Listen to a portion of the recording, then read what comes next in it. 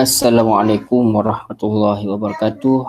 Alhamdulillahirabbil alamin. Innal hamdalillah nahmaduhu wa nasta'inuhu wa nastaghfiruh wa na'udzu billahi min syururi anfusina wa min sayyiati a'malina.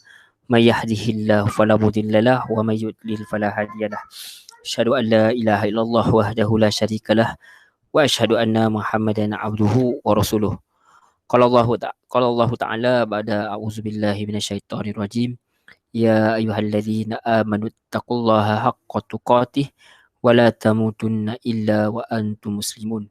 Rabbi shrah li sadri wa yassir li amri wahlul 'uqdatam min lisani yafqahu qawli. Amma ba'd. Alhamdulillah summa alhamdulillah biiznillah, dengan izin Allah Subhanahu wa taala kita dapat bertemu sekali lagi alhamdulillah dalam kita punya kursus syarah hadis 40 karangan Imam An-Nawawi rahimahullah ta'ala. Hadis-hadis yang dikumpulkan oleh Imam An-Nawawi rahimahullah ta'ala, dan kita akan bincangkan, syarahkan hadis-hadis ni secara ringkas lah, supaya kita dapat memahami sedikit sebanyak 40 hadis-hadis yang merupakan paksi dalam kita untuk beragama lah, dalam agama Islam itu sendiri. Jadi kita dapat lihat bahawa hadis-hadis ini ada 42, dan dengan izin Allah Subhanahu wa taala kita telah memperbincangkan sehingga 2 hadis. Minggu lepas kita telah membincangkan 2 hadis. Jadi kita akan teruskan perbincangan kita seterusnya dalam hadis-hadis yang berikutnya insya-Allah. Jadi kita akan share terus slide ini insya-Allah.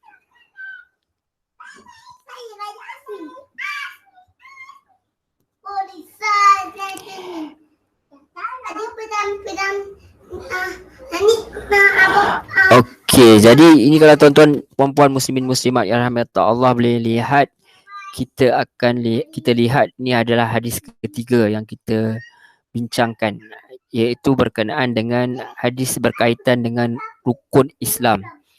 Jadi hadis yang kita nak bincangkan hari ini adalah hadis yang berkaitan dengan rukun Islam. Baik, kita akan lihat pada matan hadis. An Abi Abdurrahman Abdullah ibn Umar bin Al-Khattab radhiyallahu anhuma qala sami'tu Rasulullah sallallahu alaihi wasallam yaqul buniyal islamu ala khamsin syahadati an la ilaha illallah wa anna muhammadar rasulullah wa iqamis salah wa ita'iz zakah wa hajjil baiti wa saumi Ramadan. Ada kita dapat lihat bahawa apa maksud hadis daripada Abu Abdurrahman Abdullah ibn Umar ibnu Al-Khattab radhiyallahu anhu, beliau berkata, aku telah mendengar Rasulullah sallallahu alaihi wasallam bersabda, Islam itu terbina atas 5 perkara.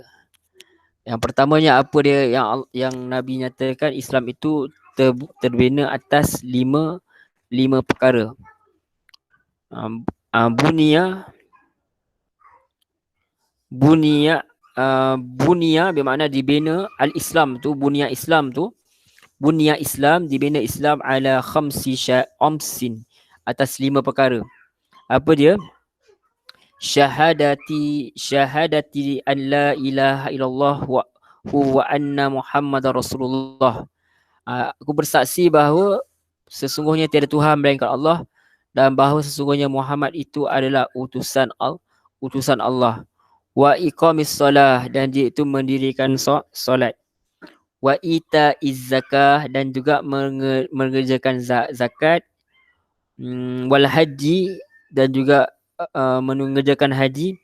Wasaumi Ramadan, dan juga berpuasa pada bulan Ramadan. Kalau kita lihat kepada ini, hadis ini adalah merupakan 5 perkara yang diceritakan ialah merupakan rukun Islam. Jadi rukun Islam tu terbina di atas apa? Islam tu terbina dalam rukun Islam tu yang kita belajar kecil-kecil tu sampai sekarang tu ialah berdasarkan asas kepada antaranya hadis inilah.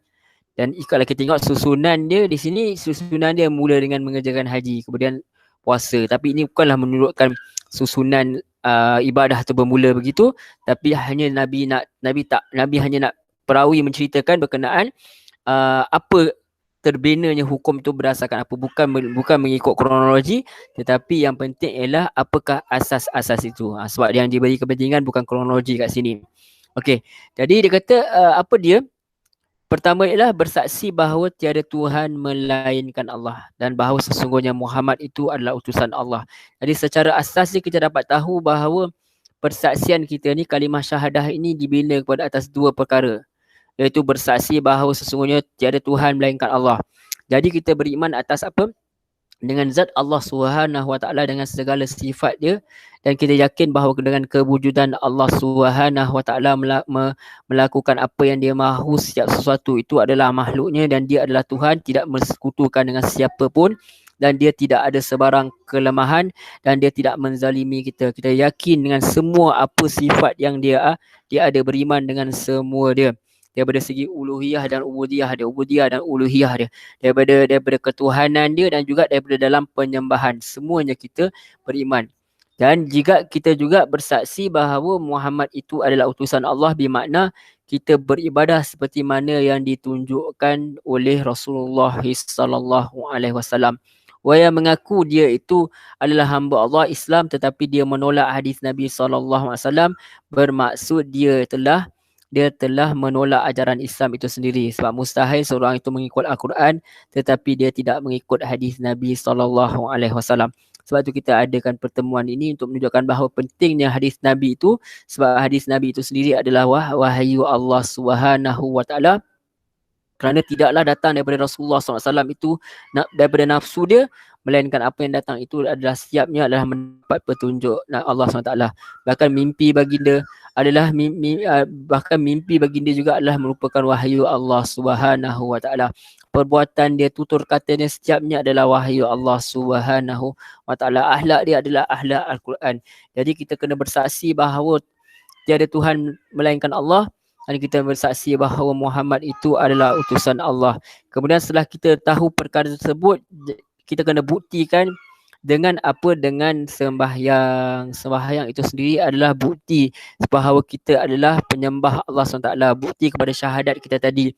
Dan nak solat kena sallu kama ra'aitumuni usolli, kata Nabi. Solat dan seperti mana kamu lihat aku solat. Jadi kita dapat lihat perkara tersebut ada saling berkait. Jangan kita kata bahawa kita bersaksi Allah tu Tuhan saja, tapi kita tak sembah Allah, dan kita sembah pula ikut dan sahaja. Kita tak ikut petunjuk yang Nabi ajar. Tak boleh. Kita kena ikut apa yang Nabi ajar seperti mana. Sebab ibadah itu tak boleh kita reka. Sebab tu nanti kita akan lihat daripada hadis ke-5 nanti ada berkenaan bid'ah, di mana bahawa orang mengada-ngadakan satu perkara yang bukan datang daripada Nabi Muhammad sallallahu alaihi wasallam. Sebab Allah sendiri dah beri pengiktirafan, kul in kuntum tuhibbunallah fattabi'uni, jika benar kamu mencintai Allah maka ikutilah aku. Aku di sini disebahkan kepada Rasulullah sallallahu alaihi wasallam. Jadi kena dirikan solat. Mengaku Islam kena dirikan solat. Pemisah antara orang kafir dan Muslim itu adalah solat. Itu yang membezakan kita itu adalah hamba ataupun kita bukan hamba. Jadi adakah menunjukkan kita itu Islam atau tidak, dilihat daripada solat dia. Sebab tu setiap orang tu masih kekal di dalam Islam selagi mana kita lihat zahirnya dia adalah bersolat. Kalau dia tak solat maka keimanan dia boleh diragukan. Sebab apa? Sebab dia sudah tidak menunjukkan keperhambaan dia kepada Allah Subhanahu Wa Taala itu sendiri. Dan daripada solat itu sendiri adalah memberi kekuatan kepada manusia. Sebab kita lihat bahawa Nabi Musa pun bila dia nak jumpa balik dengan perintah balik jumpa, Allah perintahkan dia nak kembali berjumpa dengan Firaun untuk dakwah kepada Firaun ni. Allah perintahkan supaya dia solat, sebab kekuatan manusia ini datangnya daripada solat, daripada Allah Subhanahu Taala. Paling rapat kita dengan Allah ketika sujud. Wasta'inu fi sabri was-salah. Fasta'inu bi sabri, mintalah pertolong, fasta'inu bi sabri was-salah, mintalah pertolongan kepada Allah dengan apa? Dengan solat dan sabar. Dengan sabar dan solat.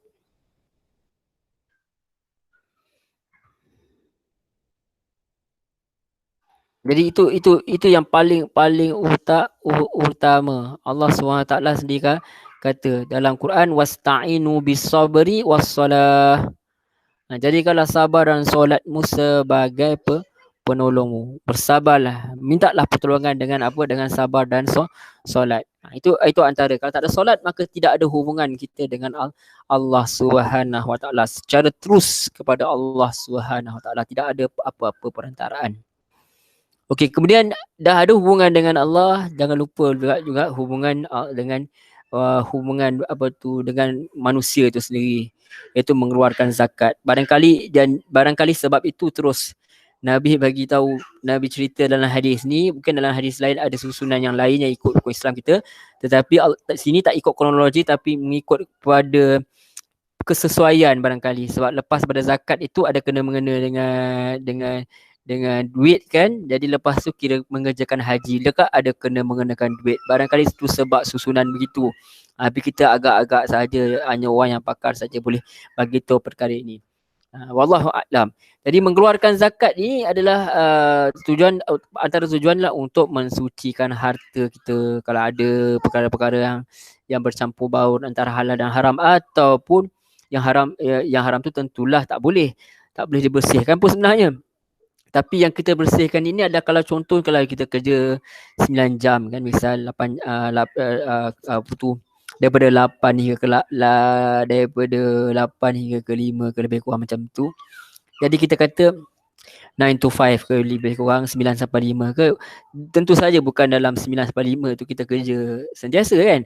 Ada masa yang kita berbual ke, kita makan ke, kita tunai ke solat ke apa.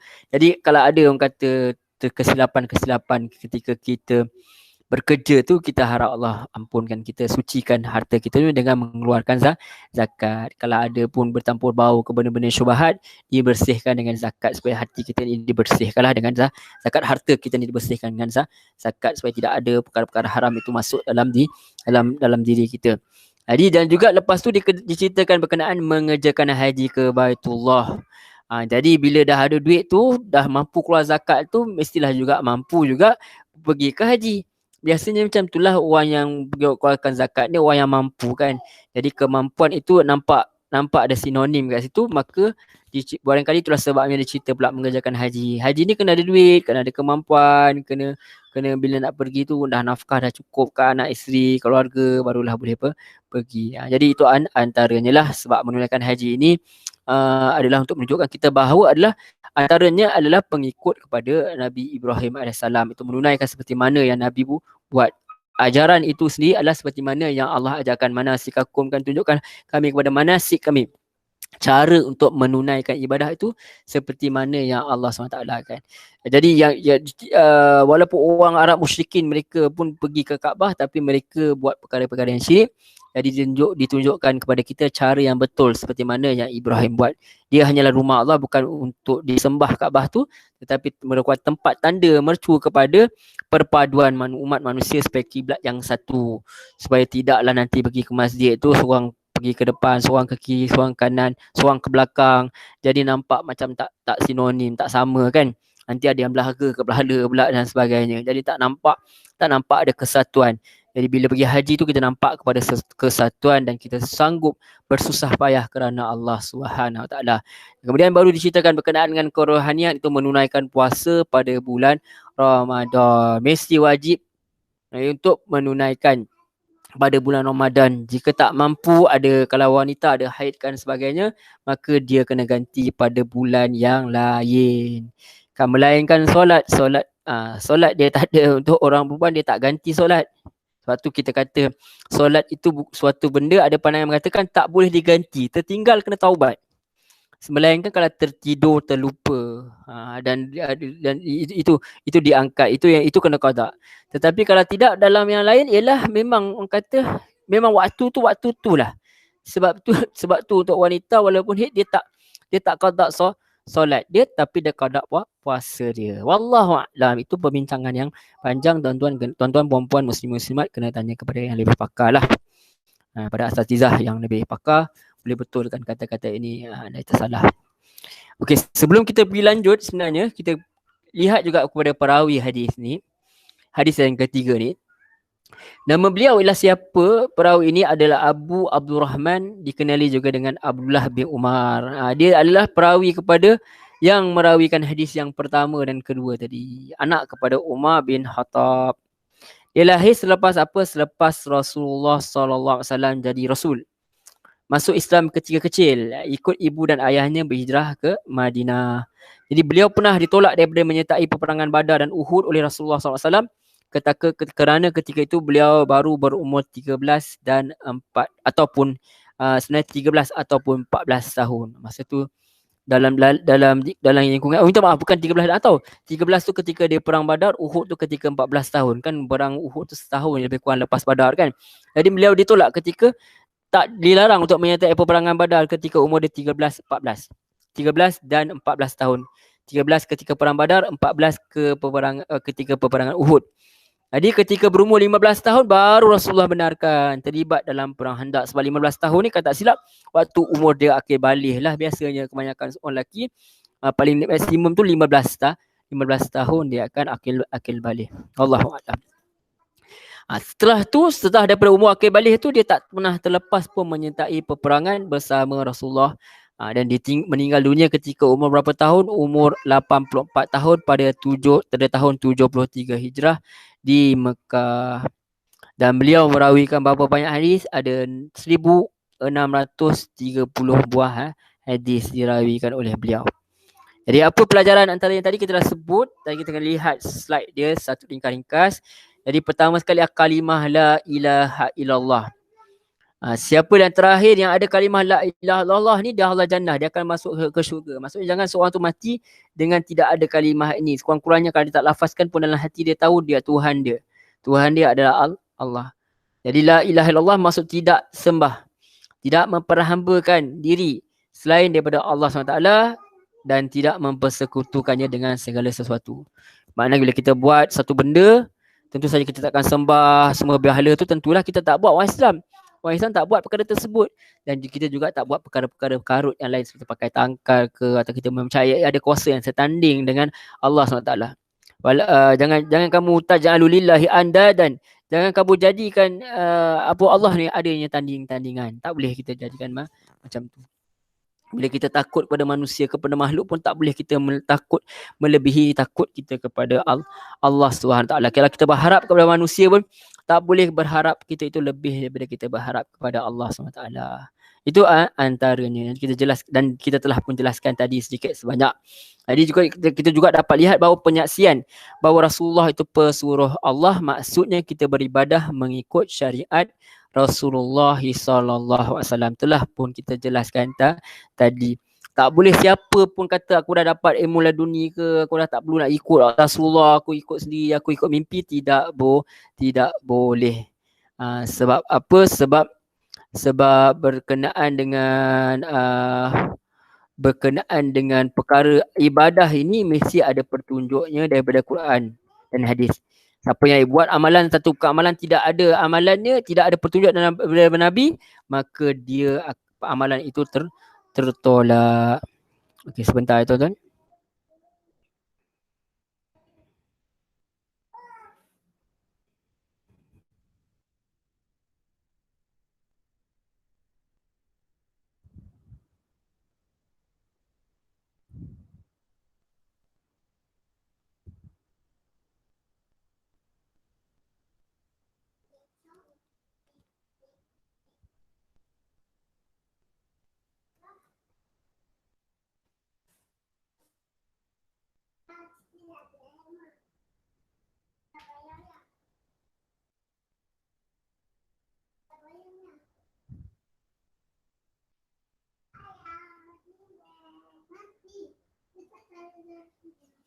Okey. Jadi kita dapat lihat perkara tersebutlah bahawa bila kita nak beribadah, kita kena ikut kepada petunjuk Rasulullah SAW. Jadi kita tak boleh reka-reka sendiri. Bila kita reka-reka sendiri, tertolak dan dia termasuk dalam amalan bid'ah. Benda yang diada-adakan, perkara baru yang diada-adakan yang tidak ada asas langsung daripada Rasulullah SAW. InsyaAllah nanti kita akan jelaskan dalam hadis yang kelima nanti, insyaAllah, dengan izin Allah. Jadi kita dapat lihat bahawa tidak adanya agama sebenarnya tanpa solat. Umpama manusia yang ada tubuh tapi tak ada kepala lah, macam tu. Yang memisahkan antara orang kafir dan orang Islam itu sendiri adalah solat. Kekuatan kita itu adalah solat. Tanpa solat siapalah kita, tanpa Allah SWT siapalah kita. Siapa hendak kita adukan keluh kesah kita, siapa yang nak bagi kita kekuatan untuk meneruskan kehidupan kita semua. Jadi dirikan solat juga sebenarnya bukan dalam solat sahaja, tapi didirikan solat juga dalam segenap kehidupan kita. Sebab tu dalam salah satu dalam Al-Quran sini nyatakan, dan kita dalam salah satu juga antara antara bacaan yang kita baca dalam doa iftitah, walaupun ada banyak pilihan, tapi antara yang popular ialah kita baca inna solati wa nusuki wa mahyaya wa mamati lillahi rabbil alamin. Inna solati, solatku, inna solati wa nusuki, ibadahku, wa mahyaya wa mamati, hidupku dan matiku, lillahi rabbil alamin, kerana Allah SWT, hanya kerana Allah SWT. Hari di sini kan solat tu bukan saja dalam solat juga, bukan ketika kita solat sahaja, bukan ketika kita angkat takbiratul ihram itu saja, tapi ketika dengan sampai habis salam selesai dah solat kita. Bukan solat kita dah selesai, tapi solat itu mesti didirikan dalam segenap kehidupan, sebab solat itu mencegah perbuatan keji dan mungkar. Allah pun suruh minta tolong dengan sabri wassalah, sabar dan juga solat. Itu dia sebenarnya kita kena fikirkan. Dan juga puasa juga, kemudian Allah cerita juga berkenaan puasa. Puasa apa tu? Melahirkan ketakwaan kepada Allah SWT. Apa itu takwa? Itu mengikut segala perintah Allah SWT dan juga menjauhi segala larangannya. Jadi juga antara hikmah kalau kita lihat dengan puasa ni, kita lihat dia mendidik kita meninggalkan perkara yang halal. Manusia yang sentiasa manusia yang terdidik meninggalkan perkara yang halal yang harus tu, maka dia akan mudah untuk meninggalkan perkara yang haram. Jadi puasa itu sebenarnya adalah merupakan ibadah jiwa kita, untuk didik roh kita, didik jiwa kita supaya sedar bahawa setiap apa yang ada ini adalah milik Allah, dan kita tak boleh berlebihan dalam suatu perkara itu. Sebab kita tahu Allah sendiri ada hak untuk suruh kita tinggalkan benda yang halal, apatah lagi Allah sendiri berhak untuk suruh kita tinggalkan perkara yang haram, sebab syariat itu adalah di bawah perintah Allah SWT, milik Allah SWT. Allah yang cipta syariat tu, manusia tak boleh cipta syariat itu sendiri. Itu sebenarnya kita boleh lihat kepada puasa itu sendiri, bahawa puasa itu adalah merupakan ibadah jiwa. Jadi setelah ada hubungan dengan Allah, seperti mana solat ada hubungan dengan Allah, puasa ada hubungan dengan Allah. Jadi kita kena pula mesti pula ada apa? Ada je hubungan dengan manusia. Yang paling utama ialah hubungan manusia itu tak apa tadi? Memberi zakat. Jadi kita dapat lihat, kalau kita lihat balik tadi, solat itu ibadat fizikal kita, ada guna fizikal, ada hubungan dengan Allah SWT. Zakat pula ibadat berkenaan dengan harta, hubungan dengan manusia. Jadi duit yang kita kumpulkan itu rupanya ada bahagian kepada hamba-hamba Allah yang lain yang tertahan rezeki mereka, tengok zaman COVID-19 dan sebagainya. Jadi kita ada bahagian mereka. Kita ni ambil cara siapa yang lepaskan manusia dalam kesusahan, siapa yang memberi kemudahan kepada manusia, semua tu adalah orang-orang yang Allah akan bagi kemudahan kepada dia juga di dunia dan di akhirat. Jadi kita dapat lihat bahawa harta kita itu sendiri, kita belajar dalam puasa bahawa benda yang halal pun Allah boleh sekat dari kita. Tak boleh makan, tak boleh melakukan hubungan suami isteri di siang hari, dan kita dapat lihat bahawa dia juga ada kaitan rapat dengan puasa, di mana dia dengan zakat. Sebab tu ada zakat fitrah macam tu kan, sebab ada kaitan sebenarnya puasa dengan zakat ni. Sebab zakat itu sendiri nanti ada hubungan dengan dengan manusia itu sendiri. Kita bersihkan harta kita tak abaikan manusia lain, kena kita sedar bahawa harta ni bukan harta kita. Seperti mana tadi, makanan bukan milik kita, Allah boleh tahan. Di siang hari, isteri, suami bukan milik kita, Allah boleh tahan daripada melakukan hubungan di siang hari. Itu juga harta kita bukan milik kita, maka ada bahagian pada manusia lain. Kita lihat, solat pun ada, Allah kaitkan dengan zakat. Dan juga tentu saja juga puasa juga ada kaitan dengan zakat. So besar sebenarnya ibadah zakat ni, tapi malangnya ini yang kita selalu terlepas pandang ni. Solat ni kita tak tinggal, puasa kita tak tinggal, tapi zakat ni masalah berat sikit, sebab dia ada berkait dengan harta, dia ada berkait dengan harta. Itu yang jadi masalah sedikit. Jadi apabila berkait dengan harta ni, manusia ada sifat apa? Sifat kedekut. Bila manusia ada sifat kedekut ini, jadi dia susahlah sikit nak nak memberi itu. Jadi Allah nak hilangkan perasaan kedekut ini, maka Allah datangkan ibadah zakat ni. Dan zakat ni sebenarnya ada peluang pada kita untuk membuat ibadah kepada Allah SWT, dan Allah pastikan balas. Siapa yang infak jalan Allah, Allah bagi sampai 700 kali ganda, bahkan lebih lagi. Baik. Jadi kemudian kita dah cerita pasal zakat tu, macam kita kata tadi, kita cerita juga masih berkaitan dengan harta, sebab manusia ni dia bab harta ni dia kekut sikit kan. Jadi dia sebab tu Allah kata, Allah sendiri cakap, Allah tidak mahukah kalian memberi qardan hasanan, pinjaman yang baik kan.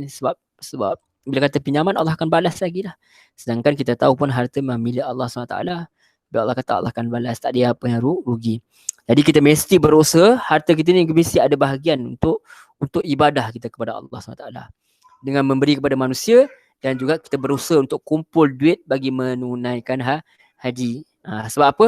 Sebab haji tu kiblat kita, lambang kesatuan umat Islam itu sendiri. Jadi kita dapat lihat bahawa haji merupakan gabungan ibadat fizikal dan harta. Jadi peluang juga untuk berkenalan dengan umat Islam yang lain. Itu antara hikmah-hikmah lah. Tapi yang lebih penting daripada itu, kita tahu bahawa haji itu disyariatkan oleh Allah SWT, seperti mana Nabi Ibrahim AS yang telah membangunkan fondasi Kaabah itu bersama anak dia Ismail, sebagai tanda kita ini adalah mengikut syariat seperti mana yang dibawa oleh baginda. Jadi kita ini adalah orang yang mengikut Nabi Ibrahim AS dari segi ibadah dia. Rasulullah SAW mengikut perkara yang sama. Baik. Jadi apa yang telah kita pelajari hari ini dalam hadis ketiga ni secara ringkas adalah rukun Islam yang kita pegang. Kalau kita tinggal perkara ini, menyebabkan kita tidak sempurna keislaman kita. Bahkan kalau meninggal salah satu ini saya sengaja, terutama solat bahkan boleh membawa kita terkeluar daripada Islam pun. Sebenarnya kalau kita tak hati-hati. Kita lihat pada zaman Abu Bakar radhiyallahu anhu, dia memerangi orang-orang yang murtad dan juga orang-orang yang tidak berzakat ni. Sebab orang yang tidak berzakat ni menolak diorang menolak zakat ini sebagai ibadah, maka boleh jatuh kepada kufur kepada Allah SWT. Kalau dia malas ke, kedekut ke, macam dia kata, alamak, rasa sayang nak bagi harta tu, itu persoalan yang panjang lah. Ataupun dia malas nak solat ke. Tapi kalau dia kata ini tak relevan lagi dah, solat bukan sesuatu yang relevan, aku sampai peringkat tinggi tak payah solat dah, korang solat lah, sebab korang semua ni kata kulit sahaja, aku dah dapat isi. Jadi kita katakan kalau tidak ada kulit, manakan ada isinya. Jadi kena ada ibadah kepada Allah SWT. Jadi semua ini akan melengkapkan ajaran kita, mengingatkan diri kita dengan ajaran Islam. Jadikan kita orang Islam yang sempurna, insya-Allah. Amin ya rabbal alamin. Baik, itu secara ringkas. Kita pergi kepada hadis yang berikutnya. Hadis keempat, hadis yang sangat menarik juga, insya-Allah. Dia ringkas-ringkas sahaja. Orang kata kita lihat pada hadis, kurang-kurang kita tahulah hadis ni, bila orang tanya tahulah kurang-kurangnya 42 hadis ni nanti, insya-Allah. Okey, berikutnya kita lihat kepada hadis yang keempat, iaitu berkenaan manusia, bagaimana keadaan awal dan akhirnya. Kita cerita kata kekasih awal dan akhir lagu kan. Dan ini kita nama dia manusia awal dan akhirnya. Okey, hadis 4 kita lihat. An Abi Abdurrahman an Abi Abdurrahmani Abdullah bin Mas'ud radhiyallahu anhu qala hadatsana Rasulullah sallallahu alaihi wasallam wa huwa sadiqul masduq inna ahadakum yajma'u khalquhu fi batni ummihi 40 yawman nutfah summa yakunu 'alaqatan mithla dhalik summa yakunu mudghatan mithla dhalik summa yursalu ilaihi malak fayanfukhu fihi ruh wa yu'maru bi arba'i kalimat bi katbi rizqih wa ajalih wa amalihi wa syakiyyin am sa'id. Fa wallahi alladhi la ilaha ghairuhu inna ahadakum la ya'malu bi amali ahli jannah hatta ma yakunu bainahu wa bainaha illa zira'un fayasbiqu alaihi alkitabu fayamalu bi'amali ahli nar fayadkhuluha wa inna ahadakum la ya'malu bi'amali ahli nar hatta ma yakunu bainahu wa bainaha illa dhira'un fayasbiqu alaihi alkitabu fayamalu bi'amali ahli jannah fayadkhuliha. Baik, kita teruskan daripada Abdurrahman Abdullah ibnu Mas'ud radhiyallahu anhu. Beliau kata Rasulullah sallallahu alaihi wasallam telah bersabda, dan baginda adalah seorang yang benar lagi dibenarkan, iaitu dipercayai. Sungguhnya setiap orang di kalangan kamu dihimpunkan kejadiannya dalam perut ibunya selama 40 hari berupa air mani, kemudian menjadi segumpal darah selama tempoh yang sama, kemudian jadi seketul daging selama tempoh yang sama juga, kemudian dikirimkan kepadanya seorang malaikat, lalu dia menghembuskan padanya roh, dan dia diperintahkan dengan 4 kalimat, iaitu supaya menulis rezekinya, ajalnya, amalannya, dan adakah dia celaka atau bahagia. Demi Allah yang tiada Tuhan melainkannya, sesungguhnya salah seorang dari kalangan kamu akan beramal dengan amalan ahli syurga sehingga jarak antaranya dan syurga tidak lebih dari sehasta. Lalu dia didahului dan oleh ketentuan tulisan kitab, atas dia mengerjakan amalan ahli neraka, lalu dia memasuki neraka. Dan sesungguhnya salah seorang dari kalangan kamu akan beramal dengan amalan ahli neraka sehingga jarak antaranya dengan neraka tidak lebih dari sehasta. Lalu dia didahului oleh ketentuan tulisan kitab, lantas dia mengerjakan amalan ahli syurga, lalu dia memasuki ke syurga. Hadis riwayat Bukhari dan Muslim. Okey, sebelum kita pergi lebih lanjut kepada hadis ini secara ringkas, insya-Allah kita lihat kepada perawi hadis. Seperti mana kita katakan sebelum pertemuan yang sebelum ini, kenapa penting sangat kita nak tahu perawi hadis. Pertama, kalau dari segi sanad, tapi kita dah confirm dah, orang dah kaji dah, ulama dah kaji dah. Jadi dari segi sanad kita lihat bahawa orang yang menyampaikan hadis ini adalah orang yang Islam dan juga orang yang dipercayai. Okey, dan dinyatakanlah perawi tersebut. Dan juga untuk supaya kita berterima kasihlah kepada mereka ni dan berdoa kepada mereka kerana mereka lah hadis ini sampai kepada kita supaya kita boleh tahu mengenai agama kita. Jadi nama beliau adalah Abdullah bin Mas'ud. Ini seorang yang paling tinggi kita bagi tahu selepas sahabat ya. Lepas pada Nabi kita terus pada perawi pada ketika itu Abdullah bin Mas'ud. Dikenali juga dengan Abu Abdurrahman. Antara orang yang awal masuk Islam, iaitu ketika berumur 6 tahun. Pernah berhijrah ke Habsyah sebelum ke Madinah. Banyak menyertai siri peperangan bersama Rasulullah. Beliau sebenarnya merupakan salah seorang pembantu Rasulullah SAW. Beliau pernah pegang jawatan pegawai penjaga Baitul Mal di Kufah, Iraq selepas kewafatan Rasulullah SAW. Jadi semasa pemerintahan Sayyidina Uthman tu beliau kembali ke Madinah. Kemudian beliau meninggal di Madinah ketika berumur 60 tahun pada tahun 30 Hijrah. Dan beliau merawikan sebanyak 848 hadis Nabi SAW. Jadi dapat kita lihat di sini diceritakan berkenaan manusia itu dicipta Allah SWT dalam rahim berperingkat-peringkat. Jadi di sini kita boleh belajar bahawa manusia juga dalam melakukan amal itu mestilah berperingkat-peringkat. Dalam hadis dinyatakan bahawa manusia ini diceritakan dihimpunkan kejadian manusia selama 40 hari berupakan air mani. Kemudian dia jadi selama 40 hari. Kemudian dia jadi seketul daging selama tempoh 40 hari.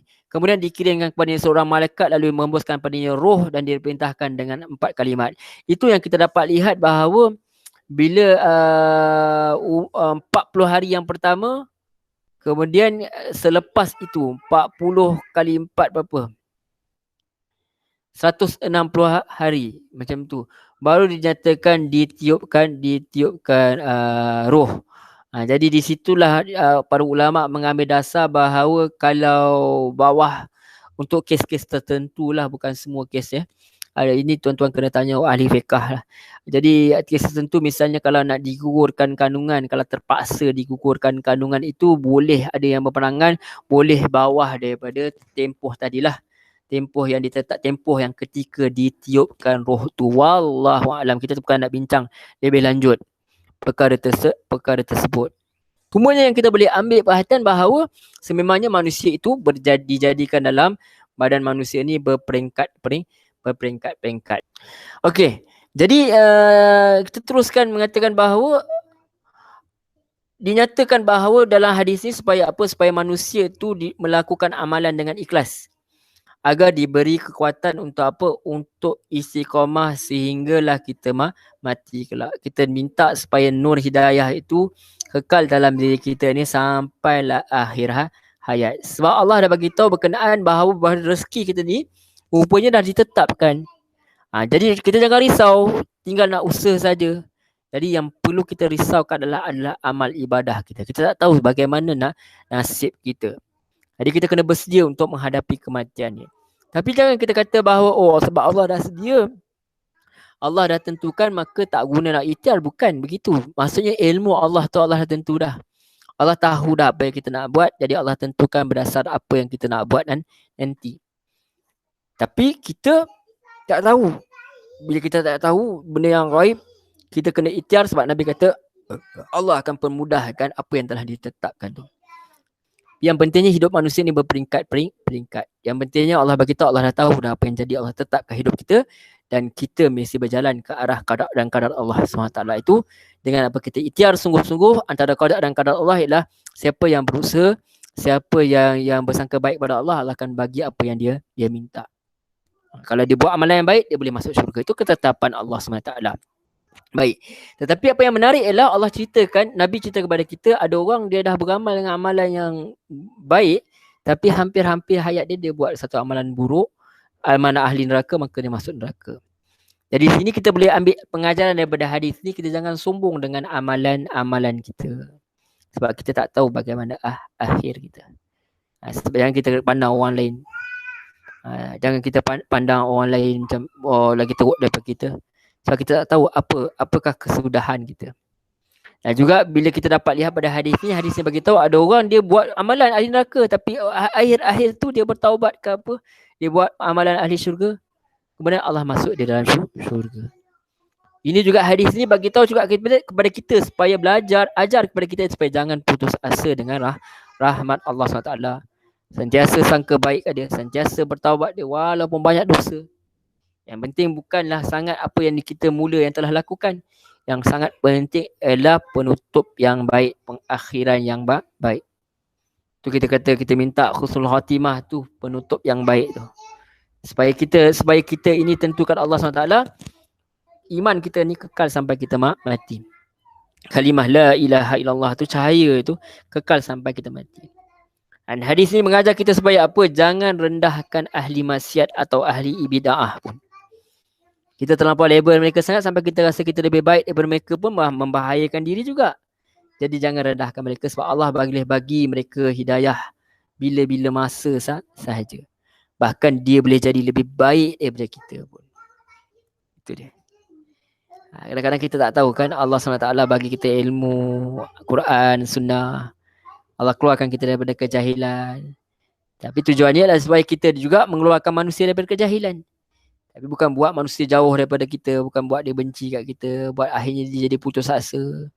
Akhirnya kita tertipu dengan ilmu yang kita ada. Itu yang kita sangat-sangat kita takutkan. Hadis ini mengajar kepada kita untuk bersifat tawadu, bersifat bersangka baik kepada manusia, bersifat sayang kepada manusia yang lain, sedar manusia ada kelemahan, dan kita minta Allah tolong mereka supaya kembali kepada jalan yang benar.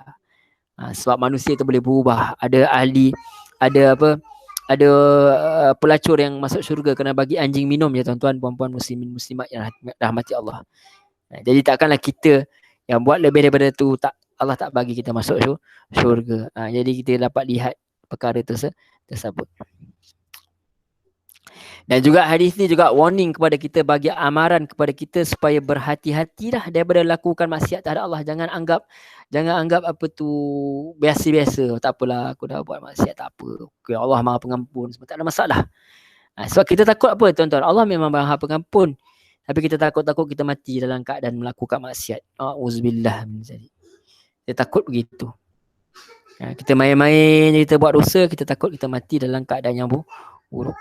Yang itu kita sangat takutkan. Sebab tu orang beriman tu sepatutnya bila dia buat dosa, seolah-olah batu tu, gunung tu menghampap diri dia. Dia kena ada rasa macam tu. Dia kena ada rasa sesal. Dia tak boleh rasa macam okay, it's okay, Allah tu Maha Pengampun, tak apa, nanti aku taubat lah. Masalahnya sempat atau tak sempat kita bertaubat itu satu perkara lah lagi. Sebab tu kita juga mesti juga berdoa supaya bagi mendapat penghujung yang penghujung yang baik.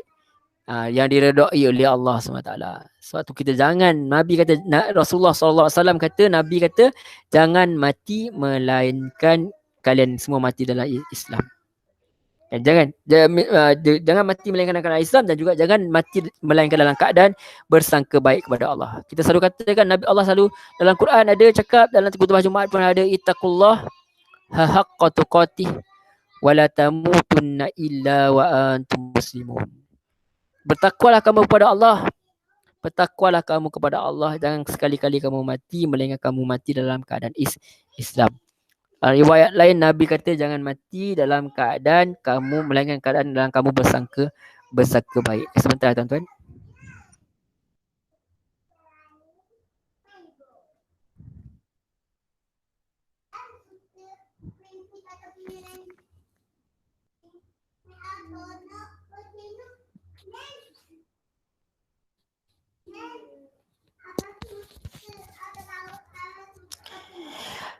Sebab tu ada hadis riwayat Jabir, beliau kata aku dengar Rasulullah SAW bersabda 3 hari sebelum baginda wafat. Ni kalau 3 hari ni kalau wasiat lah ni. Suatu perhatian kan, kalau orang kita kan suka kan.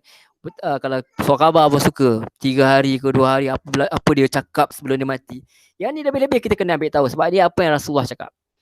Rasulullah kata la yamutanna ahaduk wa huwa yuhsinu billahi zan.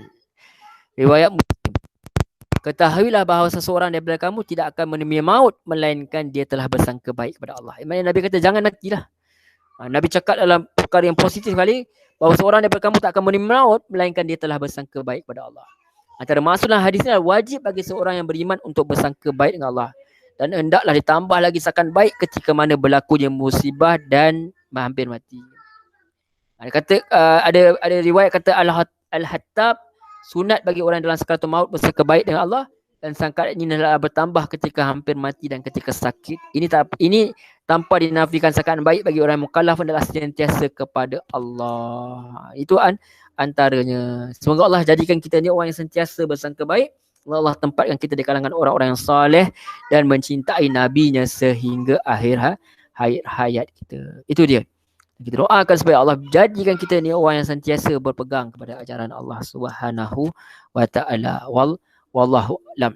Apapun yang kita dapat ambil pengajaran dan seperti mana kita katakan dalam tadi ialah antaranya lah hadis ini menunjukkan bahawa Allah SWT menjadikan sesuatu itu berperingkat dan kita kena buat satu benda pun berperingkat. Itu. Dan juga Allah ajar kepada kita, Allah telah tetapkan rezeki kita ini, Allah tetapkan nasib kita, Allah tahu apa yang akan berlaku pada kita berdasarkan apa yang kita akan pilih nanti. Dan kita kena sangka baik kepada Allah. Mudah-mudahan Allah tentukan kita nasib yang baiklah. Dengan cara apa? Dengan cara kita tu bergerak ke arah kadar kita dengan membuat perkara yang Allah suruh. Sebab mengikut petunjuk Allah juga adalah merupakan kadar Allah Subhanahu wa taala. Dan dia tidak berlaku melainkan dengan izin Allah Subhanahu wa taala. Jadi kita katakan bahawa yang lebih penting dengan hadis inilah jangan kita mati melainkan dalam Islam dan dalam keadaan kita bersangka baik. Dan kita harap benar supaya Allah telah tetapkan nasib yang baik kepada kita. Wallahu a'lam. Itu sahaja, demikian dua hadis yang kita telah bincangkan hari ini. Hadis yang ketiga dan hadis keempat, di mana hadis ketiga tadi kita bincang mengenai rukun Islam, dan hadis keempat ini kita lihat bagaimana Allah telah tentukan kadar kita. Dan sebab tu kita jangan sedih sangat kalau kita dapat musibah, sebab itu semua dalam ilmu Allah. Tetapi kita kena berusaha, sebab orang yang berusaha itu pasti akan berjaya. Orang berusaha itu pasti Allah akan jadi jalan keluar. Setiap kesusahan itu akan datang kesenangan, kesusahan yang sama itu Allah akan bagi lagi satu kesenangan. Itu dua kesenangan dalam kesusahan yang pertama. Itu sebenarnya kita perlu pegang dalam hadis yang kita belajar ni. Dan hadis berkaitan rukun Islam tadi kita sambung dengan hadis ni menunjukkan bahawa supaya kita ini kekal mengamalkan Islam yang telah kita belajar tadi dalam hadis ketiga sampailah ke akhir hayat. Dalam hadis keempat ini dilaksanakan perkara tersebut, diminta kepada Allah agar kita dapat menunaikan segala rukun Islam itu sampailah kita menutup mata. Wallahu a'lam. Demikian sahaja. InsyaAllah kita jumpa lagi dalam pertemuan yang berikutnya. Hadis ini, syarah hadis ini, perkongsian hadis ini akan kita sharekan dalam YouTube. Tuan-tuan boleh rujuk, lihat. Tuan-tuan puan-puan muslimin muslimat boleh rujuk dan lihat. Anda ada salah silap, tentu saya ada salah silap. Tinggalkan mana yang tersalah. Dan mudah-mudahan Allah ampuni dosa saya, dosa kita semua. Dan ambil mana yang baik, sharekan pelajaran ini. Mudah-mudahan semua orang boleh terimalah. Terima kasih atas sokongan kepada program ini. Mudah-mudahan Allah SWT izinkan untuk kita habiskan 42 hadis ni lah dengan izin Allah SWT. Kalau kita tak dapat banyak pun, mudah-mudahan kita dapat sedikit-sedikit pun jadilah untuk kita amal dan kita bawa ke akhirat kelak sebagai yang kata hujah kita kelak di hadapan Allah SWT. Wallahu a'lam. Itu demikian saja, kita tutup dengan tasbih kafarah. Subhanakallahumma wa bihamdik asyhadu an la ilaha illa anta astaghfiruka wa atubu ilaik.